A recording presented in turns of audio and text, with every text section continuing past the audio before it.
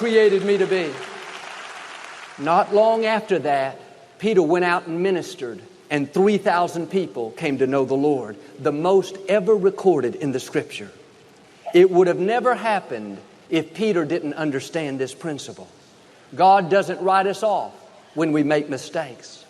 God doesn't cancel our destiny because we've taken a few detours. Some of you today, you're kind of down on yourself because you're not where you thought you'd be in life. You've made some poor choices.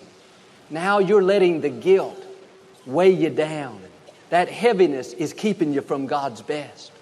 But just like God specifically called Peter's name, He's calling your name today, saying, tell John, tell William, tell Ricardo, tell Shannon, tell Maria, I've forgiven them. I'm not disappointed in them. I'm not withholding my blessing. I still have an amazing future in front of them. God is calling your name today. He's running towards you. In the Scripture, it talks about the God of Abraham, the God of Isaac, and the God of Jacob. I can understand how He's the God of Abraham. Abraham is the father of our faith. I can understand how He's the God of Isaac. Isaac was extremely obedient, even willing to be sacrificed.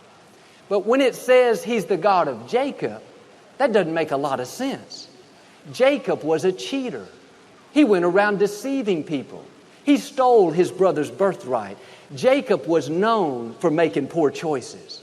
Yet God is called the God of Abraham, Isaac, and Jacob. What was God saying? I'm not just the God of perfect people. I'm not just the God of people that never make a mistake.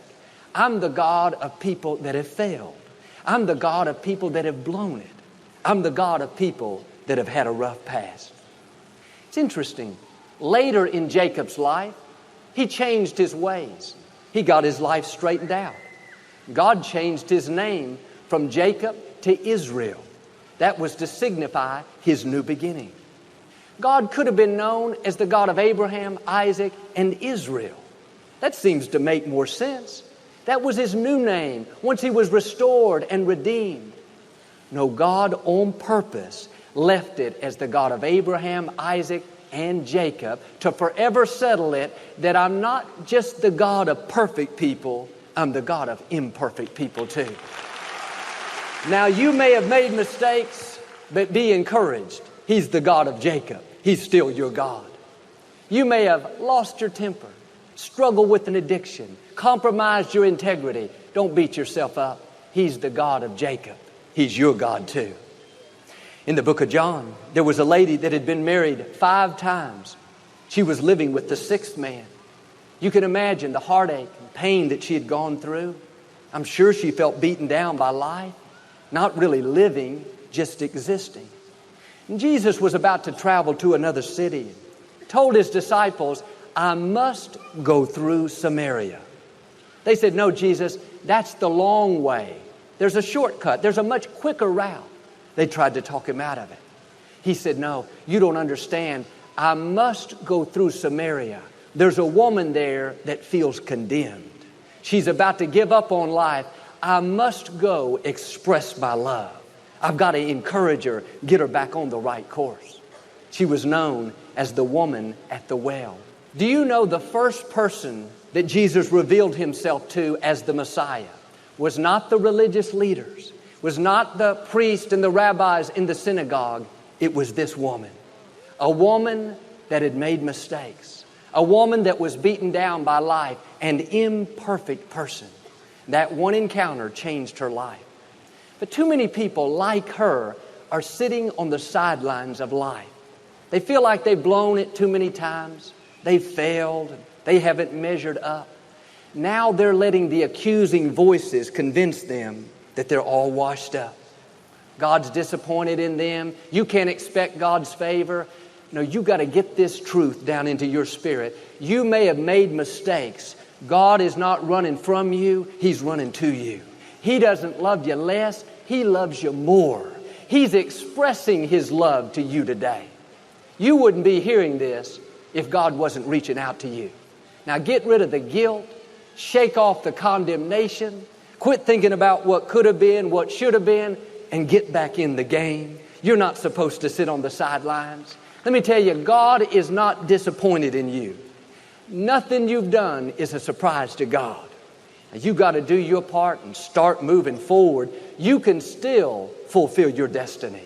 God's mercy is bigger than any mistake that you've made.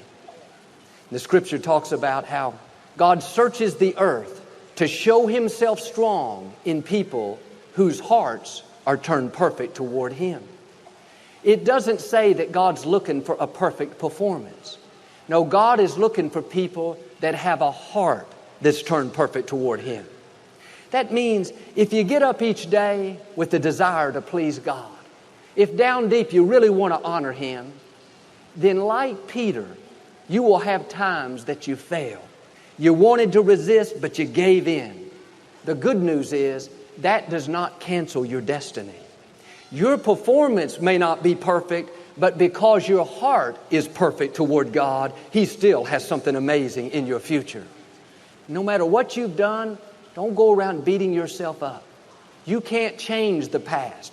Learn from your mistakes, but don't get stuck there. Keep moving forward. Receive God's mercy. Be bold enough to say, God, I blew it. I know I was wrong. I should have done better. But God, I know you're not holding it against me. I know you're not just the God of Abraham. You're the God of Jacob too, the God of imperfect people. When Thomas heard that Jesus had risen from the grave and people had seen him alive, everyone was so excited. Everyone, that is, except Thomas. He was more practical, more logical. He said, guys, if you want to believe, that's fine, but not me. A man can't be dead for 3 days and come back to life. I'm not going to believe unless I see it with my own eyes. I want to see the nail prints in his hands. Now, Thomas had spent just as much time with Jesus as the other disciples. Yet they were full of faith. They were all believers. Thomas was full of doubt. He had all these questions. One day they were in a room together and Jesus came walking through the doors. They nearly passed out. And what's interesting is Jesus didn't go over to Andrew and say, Andrew, I made it. He didn't walk over to Matthew and give him a big hug. Jesus walked right to Thomas, bypassed all the people that had faith, and went to the one person in the room that had doubt.